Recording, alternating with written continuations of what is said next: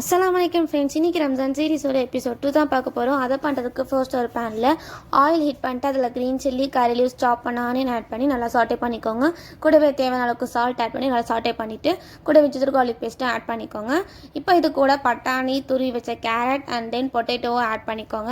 Add பண்ணி இதெல்லாம் cook ஆகிற வரைக்கும் நல்லாவே இதை சாட்டே பண்ணிக்கோங்க. சாட்டே பண்ணதுக்கப்புறம் இது கூட மசாலாஸ் ஆட் பண்ண போகிறோம். நான் இன்றைக்கி டர்மரிக் பவுடர், சில்லி பவுடர், தனியா பவுடர், அப்புறமா கரம் மசாலா, கொஞ்சமாக சோம்பு பொடியை ஆட் பண்ணியிருக்கேன். ஆட் பண்ணி இதில் ரா ஸ்மெல் போகிற வரைக்கும் நல்லாவே இதை சாட்டே பண்ணிக்கோங்க. சாட்டே பண்ணிவிட்டு இதோட பேனில் ஒரு சைடில் ஆக்கி விட்டுட்டு இன்னொரு பாதி சைடில் ஆயில் ஆட் பண்ணி 4 எக் ஆட் பண்ணிக்கோங்க. ஆட் பண்ணி இது கூடவே சால்ட் அண்ட் பெப்பர் மேலே ஸ்ப்ரிங்கிள் பண்ணி விட்டு அதை நல்லா மிக்ஸ் பண்ணதுக்கப்புறம் மசாலா கூட சேர்த்து நல்லாவே மிக்ஸ் பண்ணி விட்டுக்கோங்க. மிக்ஸ் பண்ணதுக்கப்புறமா கொஞ்சம் நேரம் குக் பண்ணிவிட்டு இது கூடவே கொரியாண்டர் ஆட் பண்ணி லாஸ்ட்டில் இந்த மசாலாவை ஆஃப் பண்ணிடுங்க. ஆஃப் பண்ணதுக்கப்புறமா நான் இன்றைக்கி வீட்டிலே ப்ரிப்பேர் பண்ண சமோசா ஷீட் தான் யூஸ் பண்ண போகிறேன். அந்த சமோசா ஷீட்டை நம்ம ஸ்டஃபிங் வச்சு இதை ரோல் பண்ணி எடுத்துக்கலாம். ஸோ இப்போ சமோசாலாம் ரெடி பண்ணியாச்சு. அதை எடுத்து ஹாட்டான ஆயிலில் ஃப்ரை பண்ணி எடுத்துக்கோங்க. ஃப்ரை பண்ணி எடுத்தால் ஹோம்மேட் சமோசா ரெடி.